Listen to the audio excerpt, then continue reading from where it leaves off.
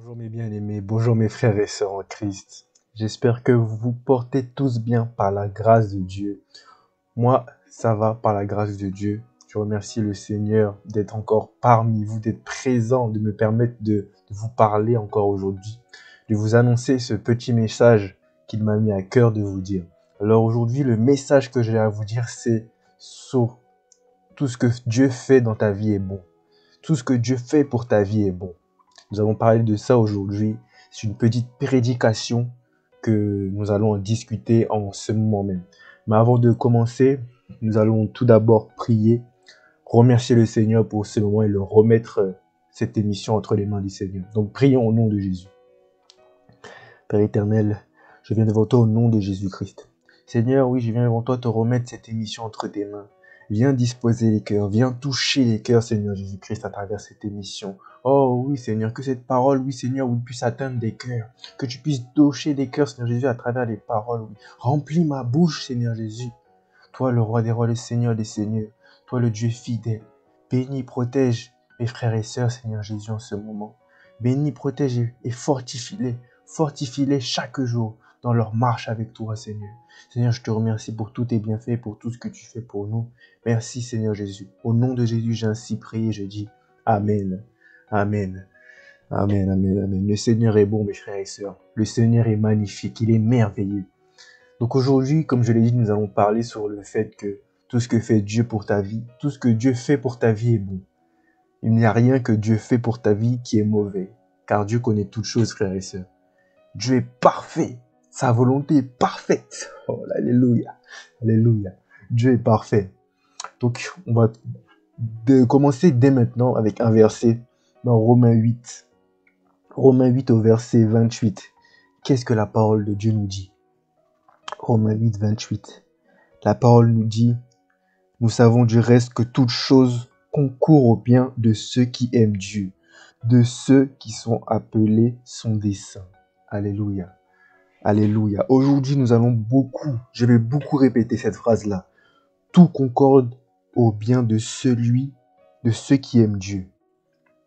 Tout concorde au bien de ceux qui aiment Dieu.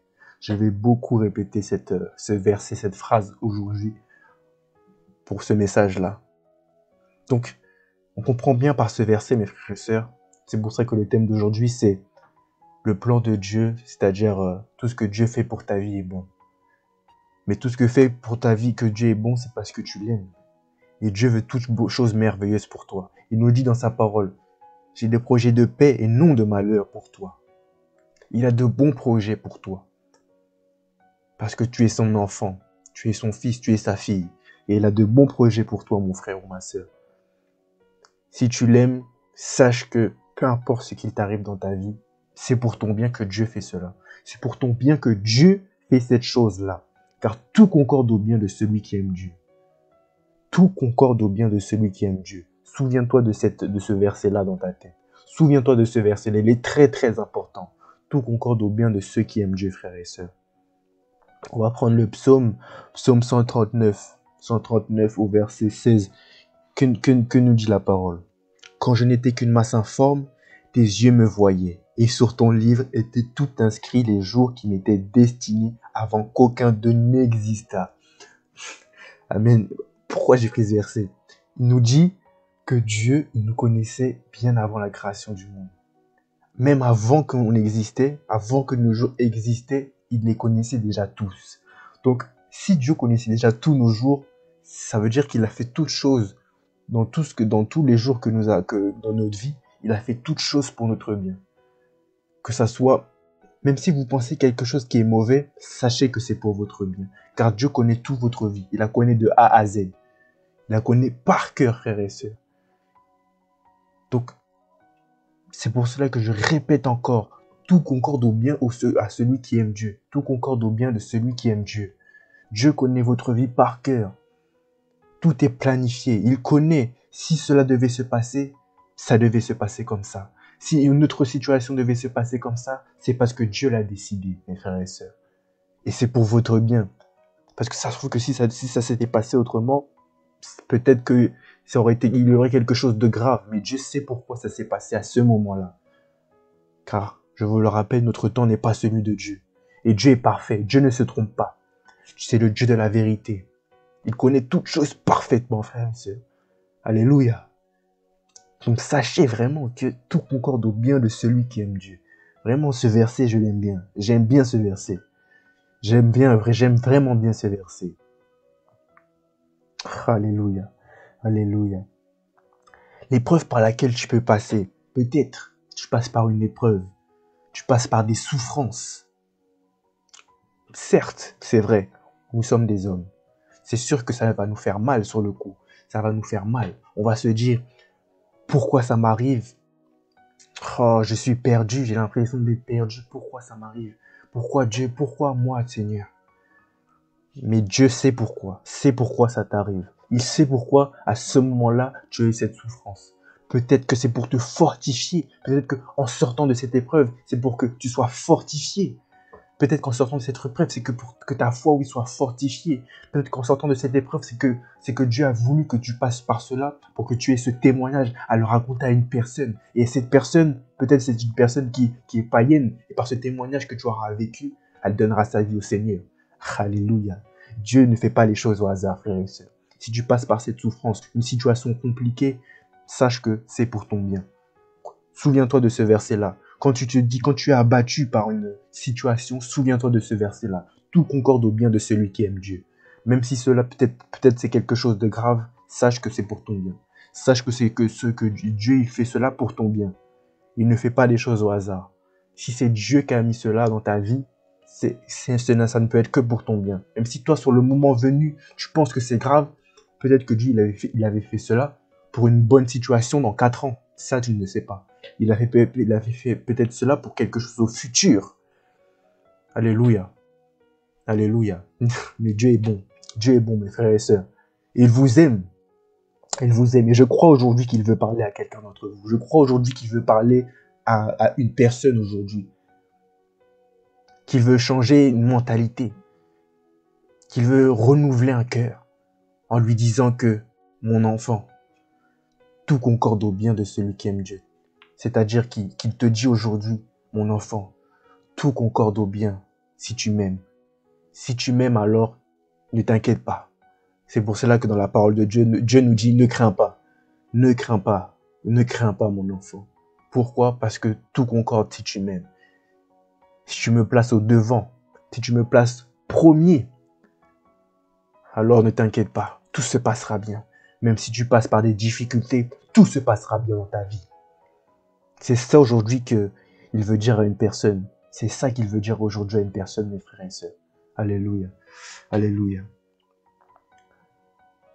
Dieu aime son enfant.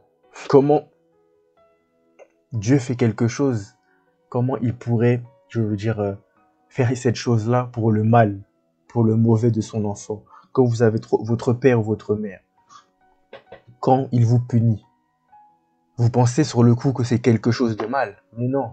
Il vous punit pourquoi? Parce qu'ils veulent votre bien. Et par cette punition, vous aurez appris quelque chose. Vous aurez appris quelque chose et vous allez grandir. Dieu, c'est la même chose. Mais là, je ne parle pas que de punition parce qu'il est dit dans la parole que Dieu aime châtie ceux qu'il aime. Dieu châtie ceux qu'il aime. Il châtie ceux qu'il aime parce que, justement, c'est pour notre bien. Mais aussi, il va nous faire surmonter les épreuves pour notre bien, pour notre vie spirituelle. Pour que spirituellement, à travers cette épreuve, nous puissions grandir avec lui. C'est pour cela aussi. Tout concorde au bien de celui qui aime Dieu. Je veux vraiment répéter ce verset, frères et sœurs, aujourd'hui. Dieu est grand, Dieu est bon. On va prendre le psaume 112 au verset 7. Qu'est-ce qu'il nous est dit là-bas? Psaume 112 au verset 7, frères et sœurs. Alléluia. Psaume 112 au verset 7. Il ne craint point les mauvaises nouvelles, son cœur est ferme, confiant en l'Éternel. Alléluia, merci Seigneur. Il ne craint point les mauvaises nouvelles, son cœur est ferme. Vous voyez les situations là qu'il se passe en ce moment. Vous voyez les guerres, le Covid, tout cela. Nous, enfants de Dieu, nous ne craignons pas cela. Car la parole le dit. Il ne craint point les mauvaises nouvelles. Tout cela, ce sont des mauvaises nouvelles. Mais en réalité, Nous savons que c'est le retour de Christ qui approche. Donc, nous avons confiance en Dieu. Dieu n'abandonne pas ses enfants. Et comme nous avons confiance en lui, nous savons qu'il ne va pas nous abandonner. Nous ne craignons pas les mauvaises nouvelles, frères et sœurs. Mais même dans votre vie, si vous avez des mauvaises nouvelles, ne craignez pas. Faites confiance à votre Dieu. Faites confiance à votre Dieu. Ne craignez pas les mauvaises nouvelles. En tant qu'enfant de Dieu, notre cœur doit être toujours en paix. Il ne craint point les mauvaises nouvelles. Son cœur est ferme, confiant en l'Éternel. Notre cœur, mon cœur à moi, en tout cas, il est confiant en l'Éternel. Je ne crains pas les mauvaises nouvelles, car j'ai confiance en mon Dieu. J'ai confiance en mon Dieu à 100%. Peu importe ce qui peut m'arriver, j'ai confiance à Dieu. Je sais que Dieu est là pour me soutenir, car il me dit ne crains pas, je suis avec toi. Qui peut être contre moi si Dieu est avec moi, mes frères et sœurs? Alléluia. Alléluia. Qui peut être contre moi si Dieu est avec moi? Qui peut être contre vous si Dieu est avec vous? Amen. Alléluia. Dieu est bon. Dieu est bon et il veut votre bien. Ayez confiance en lui. Ayez une pleine confiance en votre Dieu. Et ne craignez pas les mauvaises nouvelles. Ne craignez pas les mauvaises choses. Car dans notre vie, c'est comme ça la vie.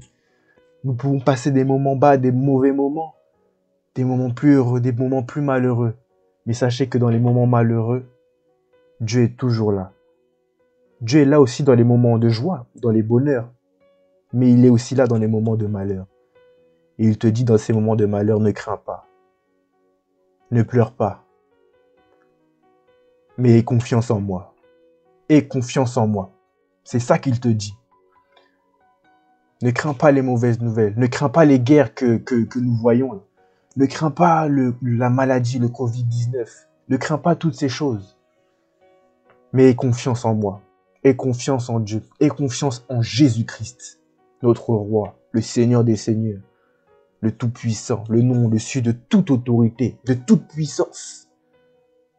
S'il est avec nous, comment, si vous avez confiance en lui, qui peut faire qui que ce soit contre vous? Dieu nous dit, ne crains pas celui qui tue le corps, mais crains celui qui tue l'âme et le corps. L'esprit, l'âme et le corps. Nous avons une pleine confiance en Dieu, car Dieu nous a déjà donné la victoire. Jésus nous a déjà donné la victoire, frères et sœurs. Donc vraiment, faites-lui confiance. Faites confiance au Seigneur Jésus-Christ. Que votre cœur soit rempli de sa confiance, de son amour. On va prendre un autre verset. Exode 14. Exode 14, 4. Exode 14, 4. Que nous est-il dit là-bas? J'endurcirai le cœur de Pharaon et il les poursuivra. Mais Pharaon et toute son armée serviront à faire éclater ma gloire et les Égyptiens sauront que je suis l'Éternel. Et les enfants d'Israël firent ainsi. Donc, on voit que là, dans ce verset, Pharaon avait eu le cœur endurci. Par qui? Qui a endurci le cœur de Pharaon? C'est une question que je vous pose. C'est Dieu. C'est Dieu lui-même qui a endurci le cœur de Pharaon. Mais pourquoi Dieu a fait cela? Dieu a fait cela pour montrer sa gloire, pour montrer sa puissance au travers de son serviteur Moïse. Et en réalité, c'est une épreuve du coup que les Israélites ont passée. C'est pour ça là que je répète, tout concorde au bien de ceux qui aiment Dieu. Parce que Dieu n'aurait très bien pu ne pas endurcir le cœur de Pharaon, et Pharaon serait resté dans son palais tranquillement avec son armée. Mais Dieu a fait cela afin que l'armée de Pharaon puisse poursuivre les Israélites, et que devant la mer Rouge, Dieu utilise Moïse pour séparer cette mer-là. Et on en vient au fait que tout concorde au bien de ceux qui aiment Dieu. C'est-à-dire que, on va dire que dans le moment où Israël ont remarqué que les Égyptiens les suivaient, ils étaient dans ce moment d'épreuve, dans ce moment de détresse. Ils se disaient même, pourquoi il nous suit? Pourquoi Dieu fais-tu cela? Aide-nous. Et justement, ce moment-là, c'était pour la gloire de Dieu. C'était pour que Dieu aussi montre qu'il est puissant. Et Dieu, après cette épreuve-là, Dieu a fait quelque chose de bien. Dieu fait toutes choses bonnes, mais ce que je veux dire, c'est qu'après cela, ils sont arrivés devant cette mer rouge et Dieu a utilisé Moïse pour séparer la mer en deux. Et le peuple d'Israël est parti à traverser cette mer. Il a mis la mer à sec et ils ont traversé cette mer et cette mer s'est refermée sur les Égyptiens, sur l'armée des Égyptiens. Tout concorde au bien de celui qui aime Dieu. Amen. Alléluia. Alléluia. Dieu aussi fera, comme je l'ai dit, il fera aussi des choses pour montrer sa gloire. Mais sachez que même si c'est pour montrer sa gloire, ce sera toujours quelque chose de bien. Ce sera toujours pour votre bien aussi. Il ne fera jamais quelque chose de mal pour montrer sa gloire. Non, jamais. Il fera toujours, pour montrer sa gloire, il fera toujours quelque chose aussi qui sera bien pour vous. Il ne vous mettra pas dans le malheur pour que lui, il montre sa gloire. Non, s'il vous met dans un moment difficile, c'est que par rapport après, il y a quelque chose de bien et que par cela, vous reconnaissez sa puissance, que vous reconnaissez sa gloire. Alléluia, amen. Dieu est bon. Dieu est grand et Dieu est bon. Faites-lui confiance. Remettez-lui tout entre vos mains, mes frères et sœurs. Il ne vous abandonnera jamais. Il sera toujours là auprès de vous. Peu importe les circonstances, peu importe la situation, peu importe l'épreuve. Sachez qu'à la fin de cette épreuve, il y aura quelque chose de merveilleux. Si vous avez cette mer rouge en face de vous, Dieu la mettra à sec. Si vous avez cette armée qui vous suit et que vous vous retrouvez devant cette mer rouge, Dieu mettra cette mer à sec pour que vous traversiez cette mer. Il la fera retomber sur l'armée qui est derrière vous. Parce qu'il vous aime et il veut toutes choses bonnes pour vous. Il ne vous abandonnera pas. Peu importe la montagne qu'il y a devant toi, Dieu l'écrasera pour ton bien. Un jour ou l'autre, Dieu te permettra de gravir cette montagne. À l'autre bout de cette montagne, tu trouveras quelque chose de merveilleux.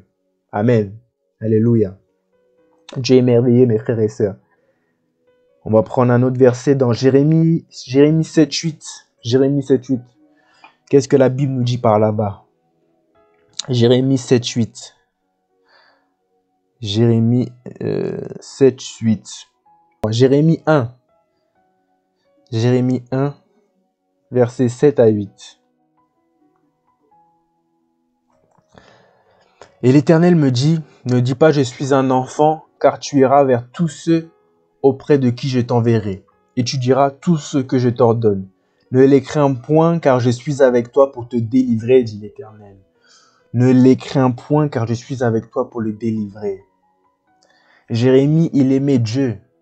Tout concorde de celui qui aime Dieu. Tout concorde au bien de celui qui aime Dieu. Jérémie aimait Dieu. Dieu l'avait placé en tant que prophète, en tant qu'il devait annoncer sa parole. Et Dieu provient Jérémie. Alors attendez, Dieu dit à Jérémie, ne crains point. On comprend que Dieu prépare son enfant à des situations, mais qu'il n'a pas de souci à se faire. Amen. On comprend en fait que Dieu, par cette phrase-là, dans le ne crains point, en fait, il préparait déjà Jérémie. Il préparait déjà Jérémie en lui disant, parce que une personne, s'il n'y a pas de danger, s'il n'y a pas quelque chose qui peut arriver, il n'aurait rien dit. On ne va pas vous prévenir s'il n'y a rien. Mais Dieu savait les choses, parce que Dieu connaît chacun de nos jours. Dieu savait les épreuves qu'il allait avoir, les choses qu'il allait avoir au devant de la marche de Jérémie. Et c'est pour cela qu'il le prévient directement, ne les crains point. Car je suis avec toi pour te délivrer, dit l'Éternel. Faites confiance à Dieu, faites confiance à Jésus-Christ, mes frères et sœurs. Il te prévient, ne les crains point, ne crains personne. Ne crains personne. Car Dieu sera toujours là pour te délivrer. Si tu l'aimes, il sera toujours là pour te délivrer. Si tu l'aimes de tout ton cœur, il sera toujours là pour te délivrer. Car tout concorde au bien de celui qui aime Dieu. Tout concorde au bien de celui qui aime Dieu, mes frères et sœurs. Dieu nous prévient de ne craindre personne, de ne pas les craindre, de ne pas craindre nos ennemis, car il sera toujours là pour nous délivrer de la main de l'ennemi. Il sera toujours là pour nous délivrer de tout problème, pour nous sortir de tout problème, car il nous aime, nous l'aimons. Et parce que nous l'aimons, Dieu ne demande que notre amour. Parce que nous l'aimons, il Il te délivre de ce problème. Il te délivre de cette situation. Alléluia. Dieu est grand et Dieu est bon, frères et sœurs. Faites-lui confiance. Faites-lui confiance. Faites-lui confiance et ne craignez pas. Ne craignez pas les soucis, ne craignez pas les choses qui peuvent arriver dans ce monde. En plus, c'est un monde périssable. Ce sont des choses qui vont passer. Dites-vous qu'il y a quelque chose de merveilleux qui vous attend plus loin. Qu'il vous attend quelque chose de merveilleux après. Dites-vous cela. Et vous verrez. Vous verrez que vous mettrez tout problème de côté. Vous mettrez tous les problèmes de côté. Et vous aurez une pleine confiance en Dieu. Vous aurez cette paix dans votre cœur. Peu importe ce que vous avez en face de vous, la montagne que vous avez en face de vous, vous n'aurez pas peur. Vous la surmonterez par Dieu parce qu'il vous aime et il vous aidera à la surmonter. Il vous aidera à la surmonter. Ne vous abattez pas sur les choses du monde. Ne vous abattez pas sur les problèmes que vous pouvez avoir dans le monde. Vraiment, n'ayez pas de doute. Ne restez pas focus sur les problèmes que vous avez. Car Dieu vous aidera. En fait, c'est juste ça. Il faut juste que vous dire que, bon, j'ai peut-être ce problème-là, mais Dieu va me délivrer. Car il dit dans la parole, tout concorde au bien de celui qui aime Dieu. Dieu va m'aider. Il m'a dit de ne pas craindre, donc il va m'aider. Donc je ne crains pas. Je continue ma route. Je continue ma vie. Je continue ma vie dans la sanctification, bien sûr. Amen. Donc voilà. Vraiment, ne craignez pas. On va prendre le verset. Genèse 37 au verset 23. On va prendre l'histoire de Joseph. Genèse 37, 23 à 28. Genèse 37, Genèse 37, 23 à 28. La parole de Dieu nous dit: Lorsque Joseph fut arrivé auprès de ses frères, ils le dépouillèrent de sa tunique, de la tunique de plusieurs couleurs qu'il avait sur lui. Ils le prirent et le jetèrent dans la citerne. Cette citerne était vide, il n'y avait point d'eau. Déjà là, on voit que Joseph, il s'est fait persécuter.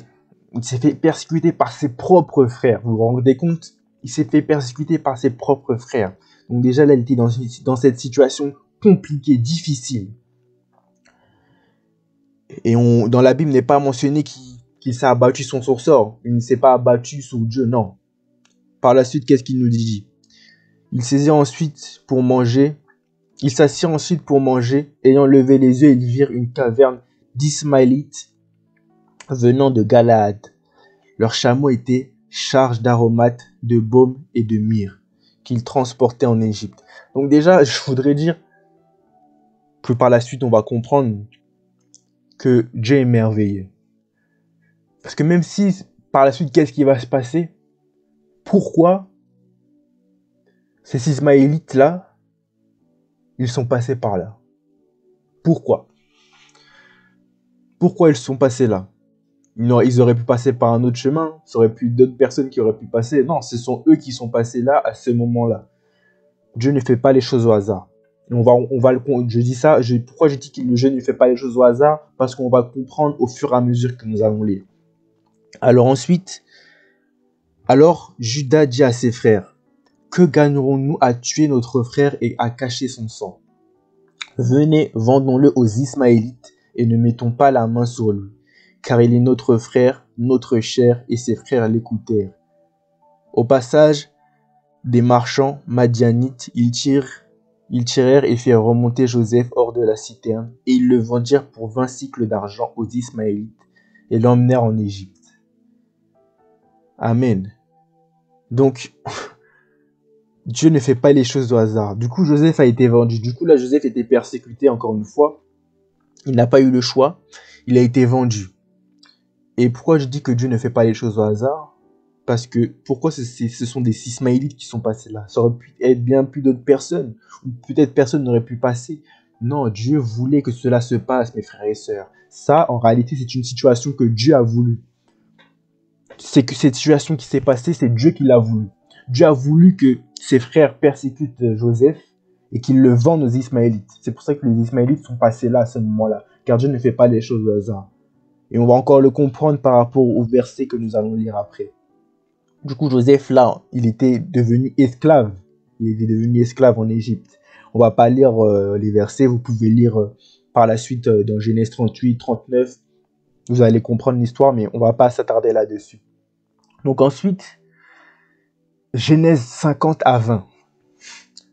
Là, on va avoir nos réponses. Genèse 50 à 20. Genèse 50 à 20. Alors, là, c'est Joseph. Parce qu'il faut savoir que du coup, dans l'histoire de Joseph, mes frères et sœurs, après qu'il ait été esclave, il a expliqué le songe de Pharaon. Il lui a expliqué tout ce qui allait se passer dans le pays d'Égypte. Et c'est là que j'en viens que Dieu ne fait pas les choses au hasard. Tout concorde au bien de celui qui aime Dieu. La situation que ses frères devaient vendre Joseph afin que Joseph puisse se retrouver en Égypte, afin que Joseph puisse expliquer ce songe-là, et ensuite que Joseph puisse devenir au même grade que Pharaon. En fait, Joseph, c'était comme si c'était le bras droit de Pharaon. Il avait le même pouvoir que Pharaon, sauf qu'il dit dans la parole, Pharaon avait juste le trône en plus. Mais Joseph avait tous les pouvoirs du coup sur le pays d'Égypte. Donc vous vous rendez compte? Joseph a été persécuté par ses frères. Il a été vendu par ses frères. Il a fait esclavage. Et ensuite, il est devenu roi. Il est devenu ambassadeur. Amen. Alléluia. Tout concorde au bien de ceux qui aiment Dieu. C'était le plan de Dieu. Et encore, ce n'est pas fini. Pourquoi Dieu l'avait mis là? C'est parce que Dieu savait ce qui allait se passer dans le pays d'Égypte. Il savait que si ce n'était pas Joseph qui était là, le pays allait peut-être périr. La famille aussi de Joseph allait périr. Parce que dans la parole de Dieu, dans Genèse du coup, Genèse 50 au verset 20, il nous est dit, Joseph nous dit, il dit à ses frères, vous aviez médité de me faire du mal. Là, il dit à ses frères, vous avez médité de me faire du mal. Dieu l'a changé en bien. Tout concorde au bien de celui qui aime Dieu. Pour accomplir ce qui arrive aujourd'hui.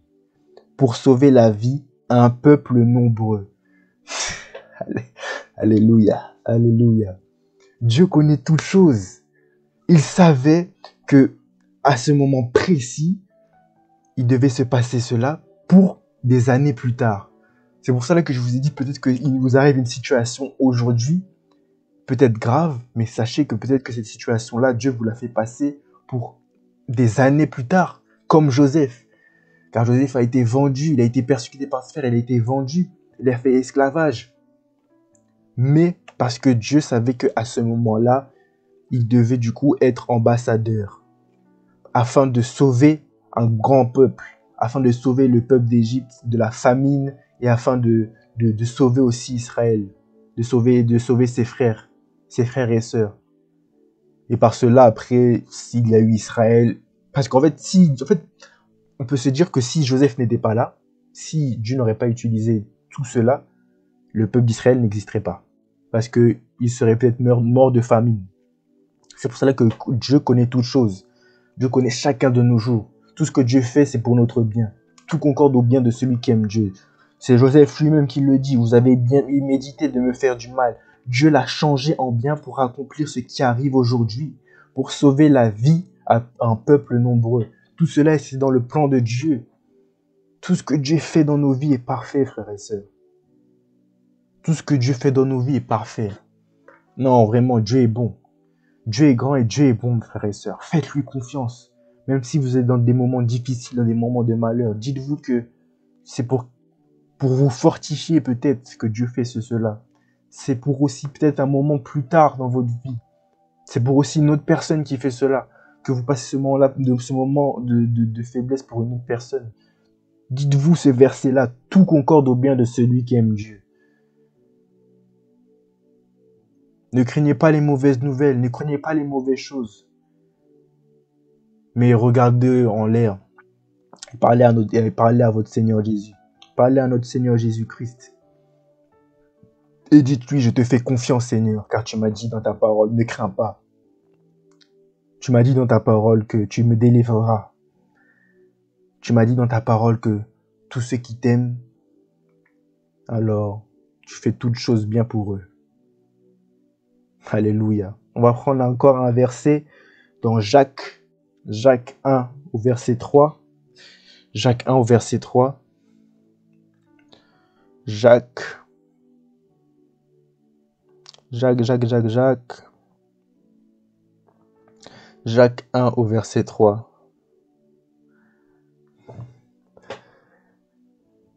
La parole de Dieu nous dit, si nous mettons le mort dans la bouche des chevaux pour qu'ils nous obéissent, non, excusez-moi, Jacques 1. Jacques 1 au verset 3.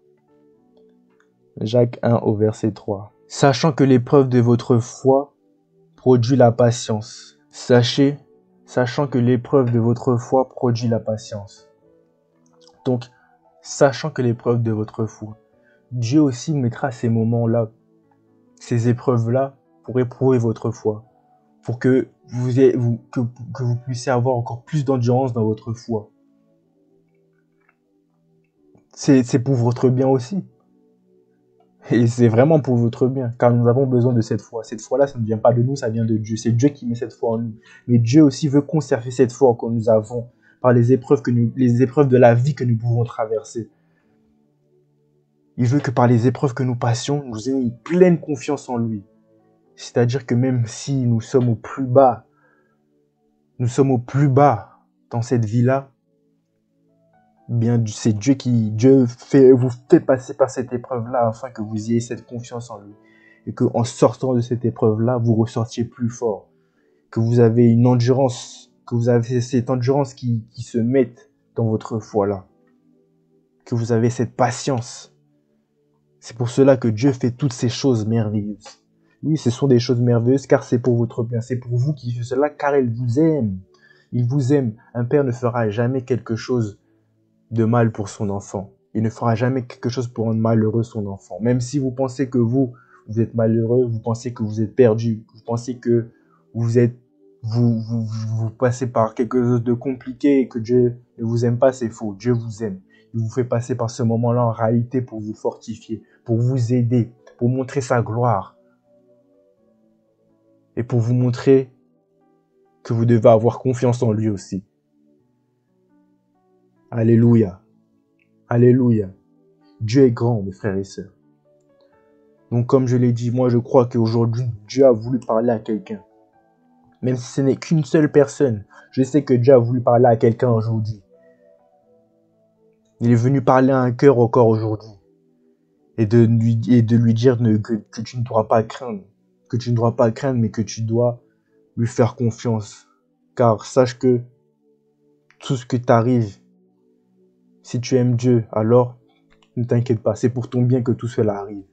Peu importe l'épreuve par laquelle tu passes, c'est pour ton bien que cela arrive. Fais confiance juste en Dieu, ne crains point. N'aie pas peur des mauvaises nouvelles, n'aie peur de personne. Car Dieu est avec toi et personne n'est plus fort que Dieu. Personne n'est plus fort que notre Seigneur. À lui appartient la victoire. Il est au-dessus de toute puissance et il est avec toi aujourd'hui. Donc fais-lui confiance et